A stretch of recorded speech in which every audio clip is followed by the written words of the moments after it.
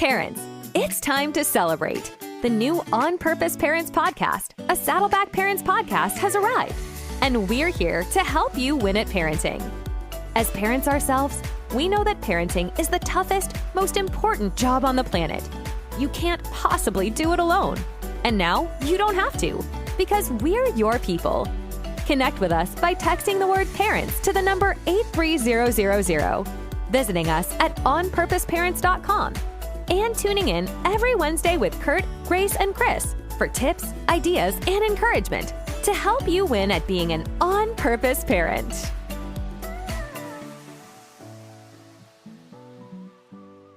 Well, hey, everybody, welcome back. So glad to see you. We can't see them. I don't know why I would say that. But they can see us if they're watching on YouTube. We can see them in our hearts. We can see them in our hearts. If they're watching on YouTube, they can see us. That's a hot new feature. We think it's hot. It's YouTube's not hot. We'll see.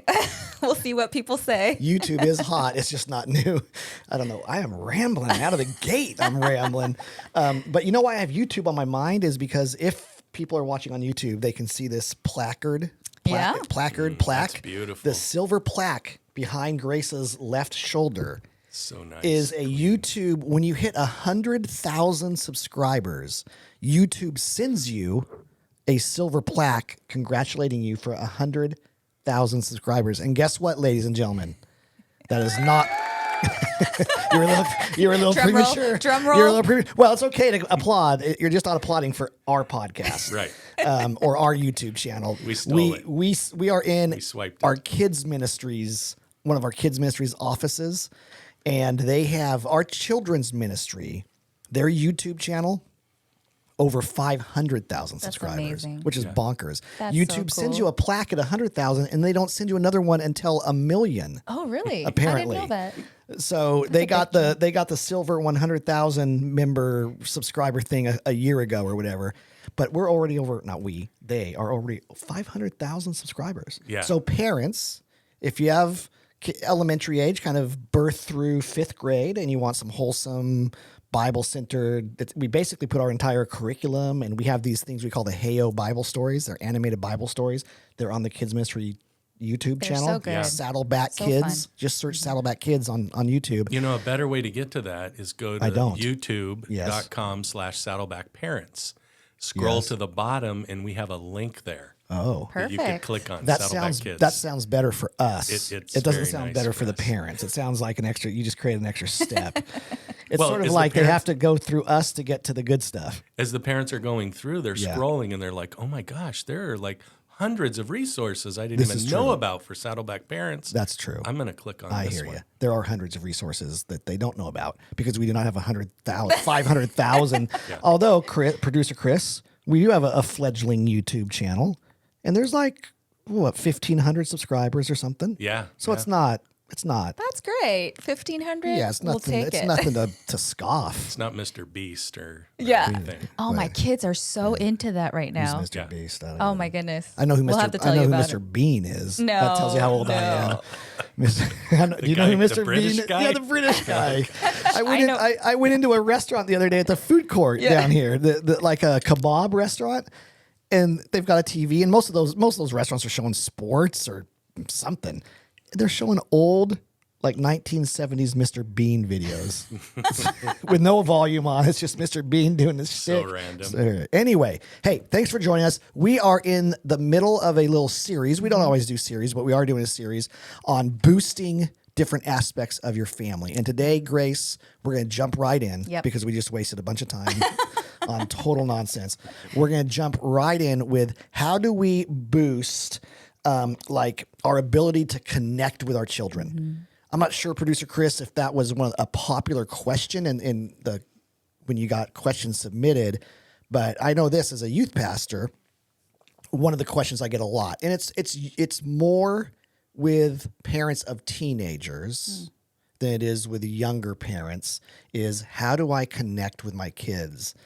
I feel like I'm losing the ability to connect. When my kids are younger, it felt a little more natural.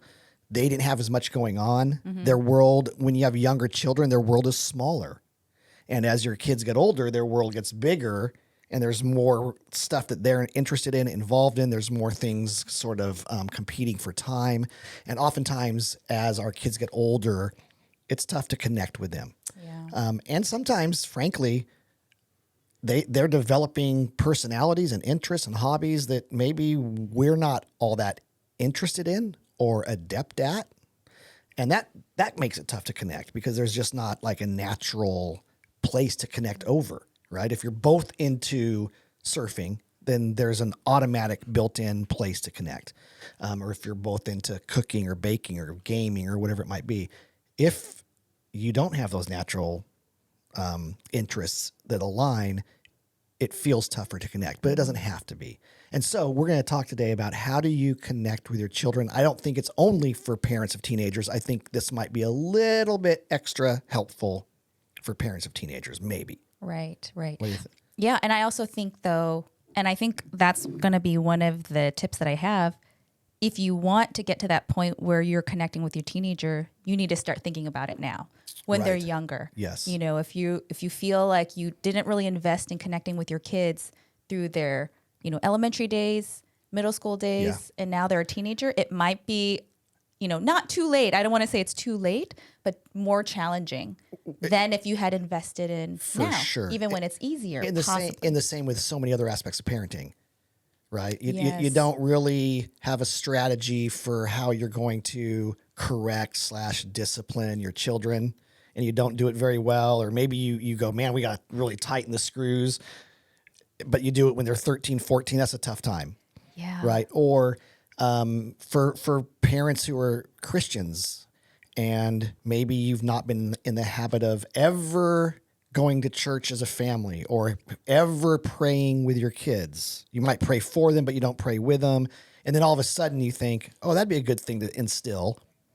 But if you roll into your 16-year-old's bedroom and say, hey, I'd like to start praying with you every night, right? Or communication. Right. The best way to be in a really good communicative relationship with your 15-year-old is if they don't know any different. To your point. Mm-hmm. And you've always been in communication with your kids. That's all they know. And you're not kind of inserting this new. I felt that with my own son. As he got older, I felt it was way more important that we have these father-son talks, right? Because again, his world was getting bigger, and there was things that were a little bit more concerning to me about his world. And so I want to talk, but we had a great relationship, but I had never really had a habit of ongoing fatherly advice to my son. I kind of thought he's just catching it as we do our thing. I think he was. But I suddenly, when he was 13, 14 years old, started saying, hey, Cole, let's go out to eat. I want to talk to you about something. And he'd be like, oh, gosh, here we go.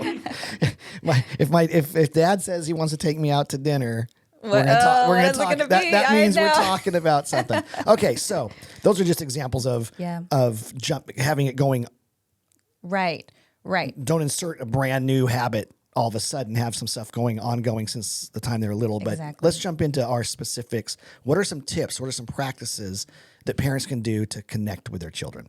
All right. You want me to kick it off? Sure. Okay. So I'll start. My first tip is to be curious. And I love that word. And I found that, one of the best ways to get into the mindset to be able to even see the opportunities to connect with your kids and not miss out on those opportunities is to be curious. And then conversely, I've found that the things that can, sort of hamper connection is when you feel like you already know your kids. Like, it's very easy to just feel, because you're with them all the time, I know them. I know my kids. I don't need to ask them questions. Right. I already know what they're thinking, what they're going to do. Or you might have this sense of kids should be this way. And so my job is just to mold them into this shape, into this, way of being. And that hinders you from being curious and wondering maybe my child is something different, because you're sort of singularly focused on this is the way kids should be. This is the right way kids should be. And you're sort of closed off to that curiosity. And I find that such a beautiful word. When I was pregnant with my first kid, I remember being like so nervous, like what's going on inside my body? Like I don't know what's happening. And one trip to the doctor's appointment, I was really anxious. Like, is everything okay? I don't know. And I remember praying, and I just had this thought, and it's a thought that's really comforted and encouraged me. But it was this like image of like God handing me this present, this wrap present. But he was like so excited. He was like, you know, the present represented my child. And he was like in my mind, he was like, I can't wait for you to see like what I've done. Like, I can't wait for you to unwrap this gift. And it's like so exciting. And first that really comforted me, but also it's reminded me over the years, like, oh, my children are like a gift. Like when you uncover a gift, you sort of don't know what you're going to get. And there's that little excitement of like, what's it going to be? That same mentality I could apply to my kids. Like, oh, what's their personality? Like, what are their love languages? What do they, you know, what are their strengths? What did they not like to do? When are they at their best? When are they at their worst? There is this joy of discovery, I think, as parents that sometimes we forget about. Yeah. So yeah, I think when we remember that our kids are different but it's also exciting to kind of discover who they are, that really puts us in this mindset where we can be able to connect with them more based on who they really are. Gotcha. And that opens the door. Right. Yeah. No, that's great. When I hear be curious, I also think of the types of questions we ask. Instead of just, why'd you do that? What's going on? What were you thinking? There's a classic parent question. What were you thinking? Which is, it's not a question, it's an accusation, really, right? I mean, it's an accusation, what you're thinking. But a curious question is, hey, have you ever wondered why the world fill in the blank? Hey, I'm curious, what do you think about when you hear what's going on in the news?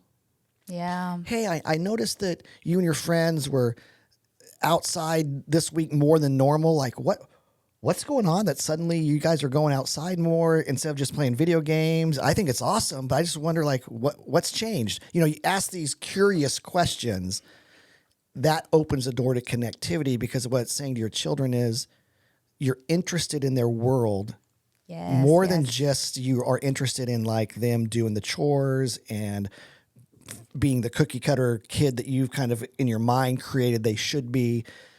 So I like it when you think of, if you combine those and think this is a precious gift, and I get to unwrap it and see it's the image I had when you were telling us when you're digging through the tissue, right? Yeah. In a gift. Oh yeah, like, yeah. Okay, the tissue paper. I gotta dig through it and see what this is. It's sort of like that when you're raising kids. There's a lot of tissue paper that you're opening up and you're discovering. And when you see that it's a unique child that's different than your previous child. Oh, or yeah. Or if it's your firstborn, Totally. Your second one's going to be different than your first one. That, if you see them that way, is this unique gift from the Lord. And you're willing to like ask truly curious questions that are unique to them. Yes. You might ask your son questions that are totally different than you would ask your daughter. At least you should. So be curious is one way to connect. And that's more of a mindset, right? So if you have a curiosity mindset, you're going to be just more naturally connected to your kids. But also the tip that you gave, which I think is a good practical tip, is ask maybe these open-ended, curious questions. Yeah. That's something parents could think this week. How many times am I actually asking my kids curious questions, So my first tip is something that my wife and I started doing when our daughter turned maybe 16, 15. We might have been a little bit late in the game, but it was okay. And we kind of stumbled upon it. And there's actually a pastor on our staff who he tells me that he has told many people that this is his single best parenting advice he's ever heard. Ooh. I go, wow. Okay. And what it is we decided that when if our teenage children invited us, we would say yes. If we had the means and the time to say yes to whatever they invited us into, we would say yes. So if my son said, hey, Dad, you want to go see a movie? Yes. Hey, Dad, you want to go to the skate park? Yes. Anything that they invited, not, hey, Dad, can you take me to the mall and drop me off? That's not an automatic yes. But anytime they invited us into their world, to do something together, we would say yes. That's so good. And that single decision that we made was a lot of work. Yeah, I would imagine. But I'll tell you what, it was a game changer for us. A game changer. The younger they are, the harder it is. You can't really adopt that mindset because younger children are asking you all the time, can we do this? Can we do that? Can we do this? Can we do that? Right. And you just don't, true. you just can't say yes to everything. But as your kids get older, their window, again, their world's bigger.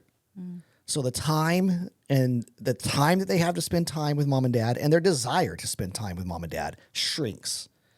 And so for us, it was, man, we're never going to say no to an invitation to spend time with our kids. Wow. So that would be my tip to connect with your kids, especially teenagers, is if they ask an invitation to spend time with you. Well, that's great. Well, actually, my third point is very similar or almost the same with yours. So I think I'm just going to jump down to that right now. So my third point, which I'll share now, was be inviting. Oh, yeah. And it really matches with what you were saying that, for you want to say yes to your teenage aged kids. For parents of younger kids or elementary kids, you were right. Like they're always asking us questions and we're always saying no because almost we feel like we have to. Like, no, you can't have 3 scoops of ice cream. No, Right. You can't run through the house with muddy shoes. No, you can't have a water balloon fight with your sister in our new living room. It's like, no. And I find that when you get into that pattern of saying no, even when your kids ask you if they can help you, it's just easier to say no. So I've had my daughters, at this age have a lot of curiosity of, wanting to be part of what we're doing. So for cooking or putting together an IKEA desk, they'll come to us and be like, oh, what are you doing? Can I help? And usually my reaction is no. It's okay. Part of it is I feel like, oh, this is boring adult stuff. Right. So, you guys think you want to help, but you really don't. Yeah, you don't want to help. It's okay. You go do your fun stuff. So I just say, no, it's okay. Or also a part of me is like, oh, if you help, it's just going to be a hindrance. Like you're too young to actually really help. But one of the things that Sam and I have been trying to be more intentional about is building a team culture, a team mindset in our family. And part of that is doing projects together and doing activity together, working towards a goal. And so one of the things we've thought about is if we only wait to say yes to them to help us, if they're older and competent enough, then by the time they're actually competent and able to really help us, like it might be too late. They might not be interested anymore, Right. to what we were saying earlier. So now when, let's say my 8-year-old Zoe comes and asks like, oh, can I help you with dinner? I'll say, most of the time, I'll say, yes, let me find something for you to do. And it's really been a really great boost to that teamwork.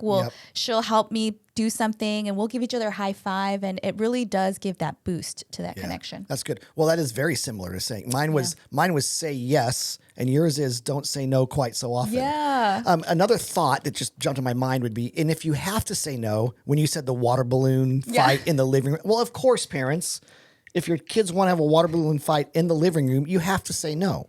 But there's alternatives, right? Well, we can't do that, but we could, and you come up with a different idea.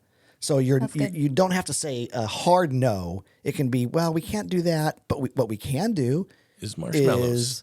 We're going to have Marshmallow a snowball fight with marshmallows. we're going to have a snowball fight with marshmallows. I love that, Producer Chris Chris coming in hot right there. That's so great. That's a really good idea. I was going to say, I get like squish balls or whatever and have a fight in your living room with it, but marshmallows is perfect. Yeah, that's fun. Yeah, there you go. I love that. So And then you have a that- snack built in right afterwards So it's a no, but it's not a hard no, right? It's still a fun good. no. Okay, my next thought, and we'll kind of move a little quicker through this one. It's pretty basic. Is when you want to connect with your children, connect on their terms, not yours.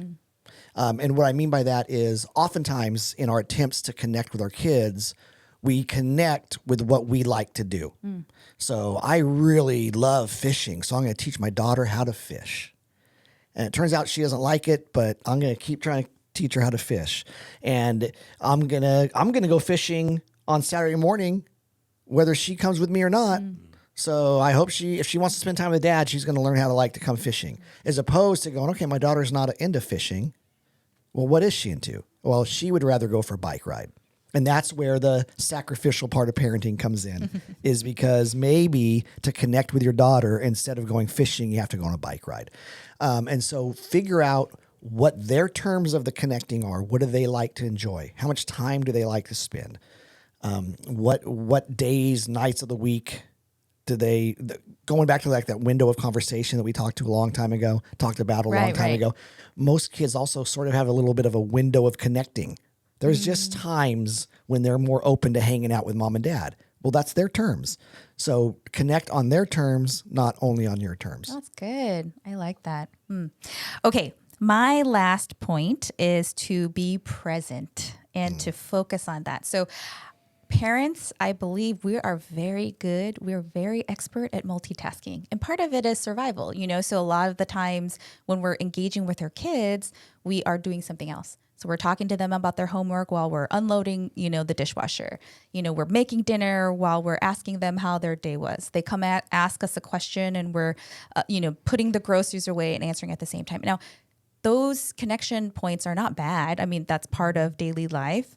But if that's the only way that we are really connecting with our kids, when we're sort of distracted and multitasking and doing something else, it makes that relationship and that connection stay at a shallow level.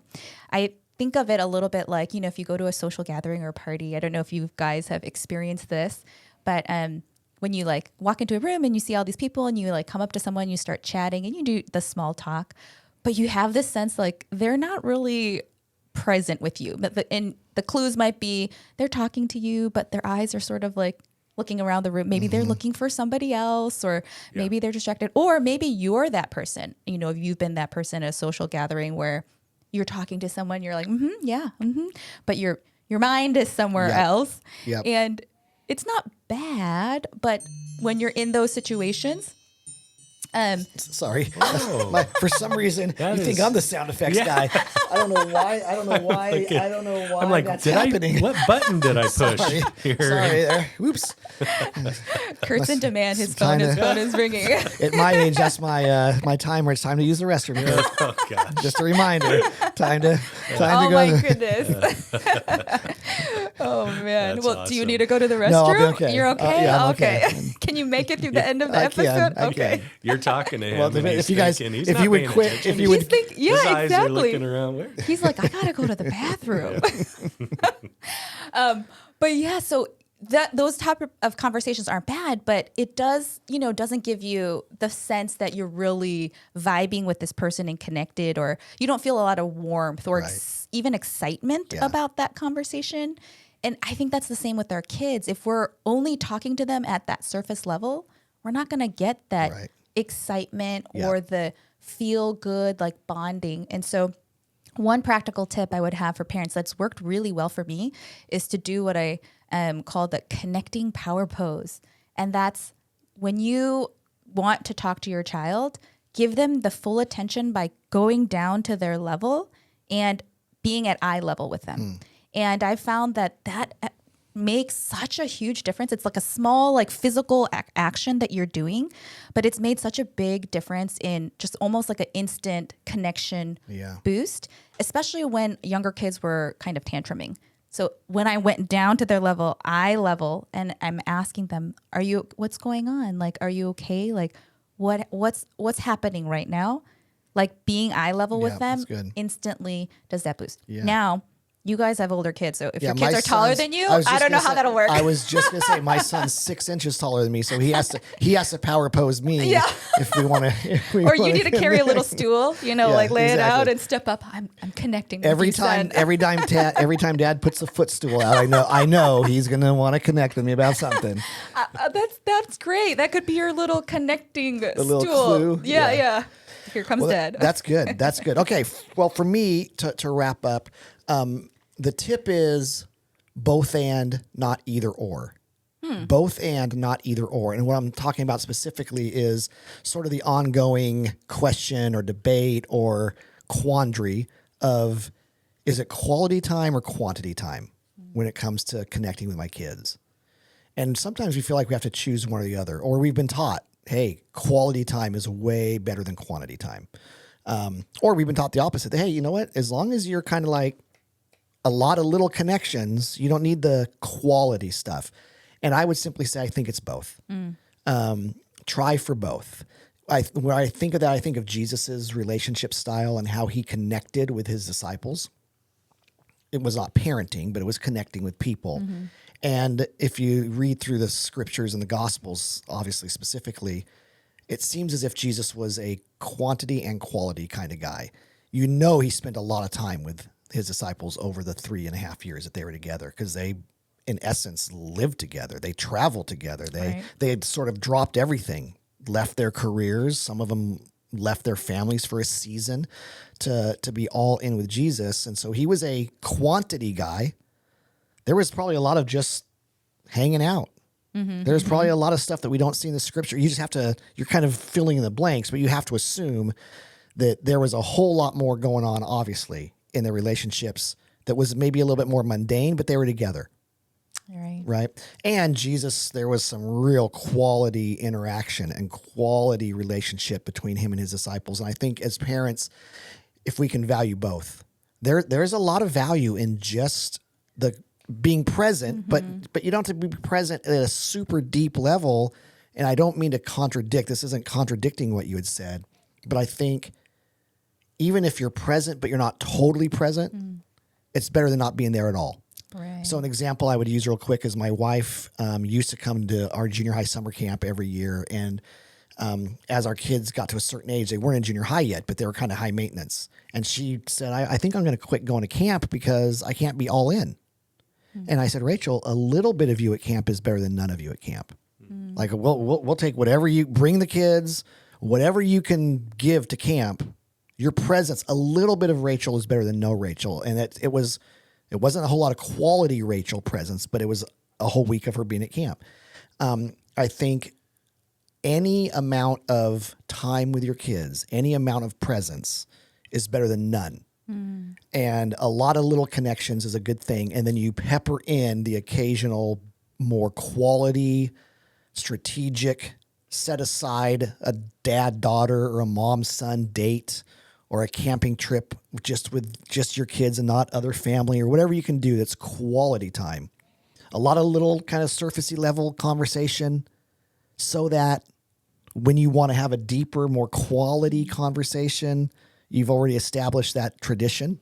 Well, my dad talks to me about all kinds of stuff, so it makes sense he wants to talk to me about something serious. If you can have a both and, quality, quantity, instead of either or, I think that's a good way to connect with your kids.